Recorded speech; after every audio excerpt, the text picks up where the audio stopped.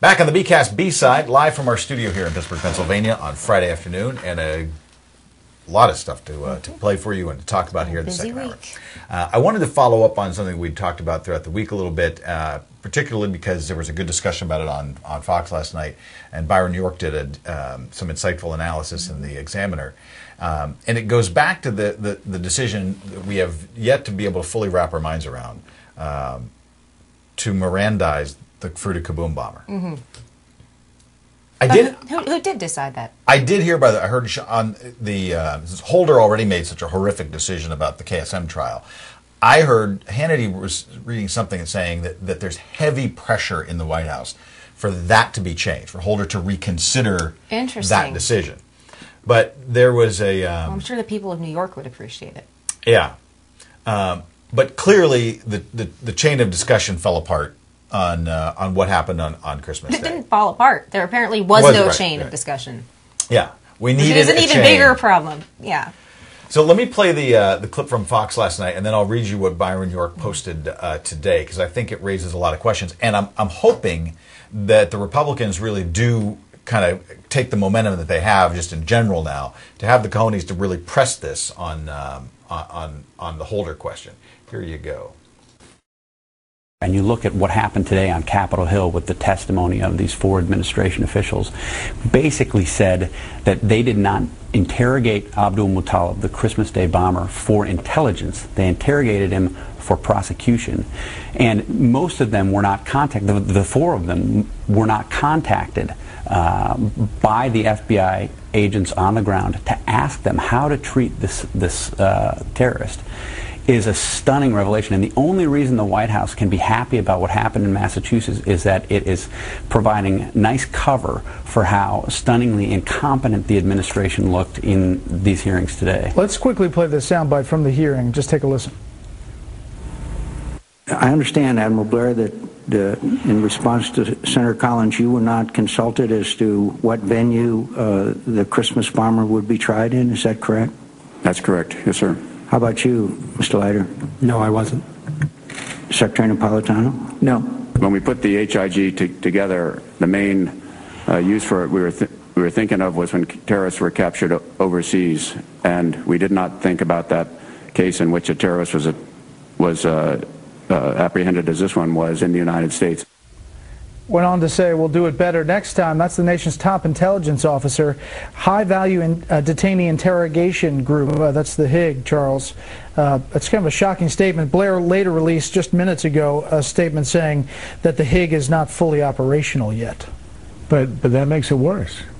This is absolutely stunning. The administration on day one, literally a year ago today, said the president signed an executive order ostentatiously against torture. And involved in that was establishing a way to interrogate important detainees. And that was established mid-year, this HIG, which is in the FBI, but is looked, the oversight is provided in the White House. Now, we learn now, half a year later, that the HIG isn't even in place.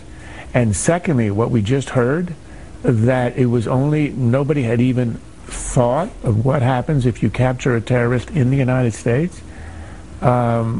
This apparatus involves hundreds, thousands of people and billions of dollars a year, and not one of them said what happens if we capture a terrorist in the United States.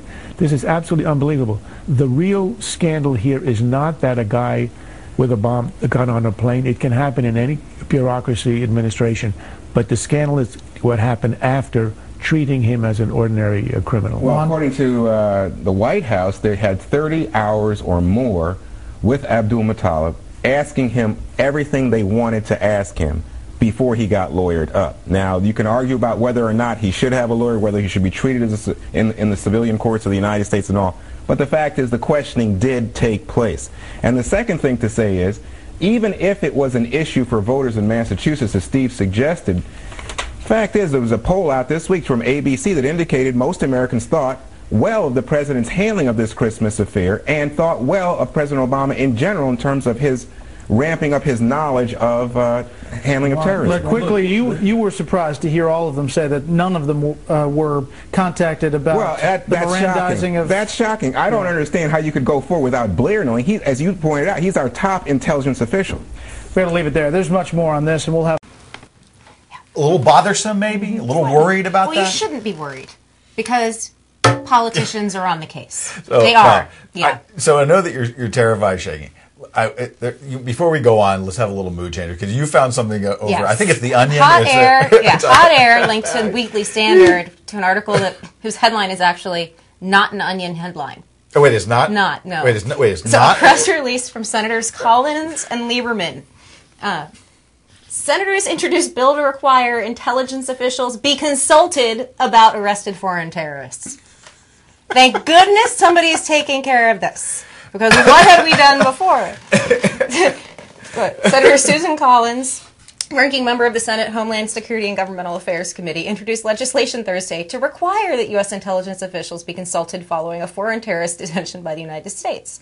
The legislation would address a serious error that occurred in the handling of the so-called Christmas Day terrorist who was charged in civilian criminal court.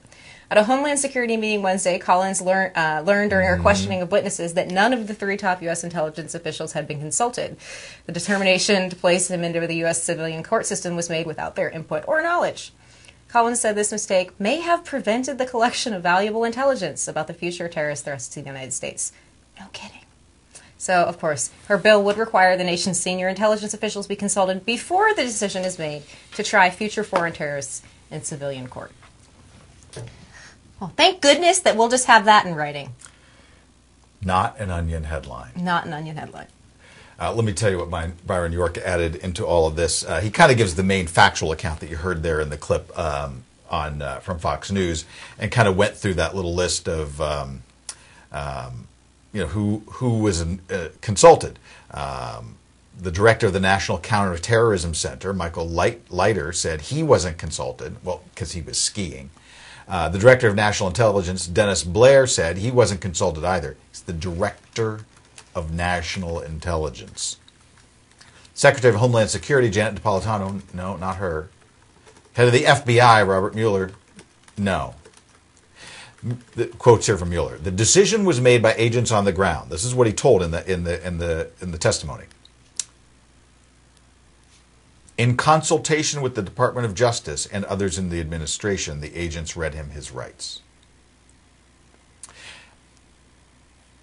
Republican Senator Jeff Sessions asked him this: isn't it a fact that after Miranda was given, the individual stopped talking? He did, Mueller answered. But Mueller declined to say who made the decision to grant Abdul Muttalib the right to remain silent. The issue is enormously important because Abdul Muttalib, newly trained by al-Qaeda in the terrorist group's latest hotspot, Yemen, likely knows things that would be very useful to the American anti-terrorism investigators.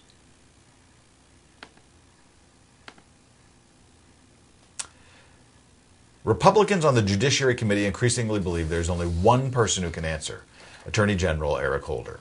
It was Holder who made the decision to try 9/11 mastermind Khalid Sheikh Mohammed in a criminal trial in New York. It is Holder who has expressed his desire to grant full American constitutional rights to foreign terrorists.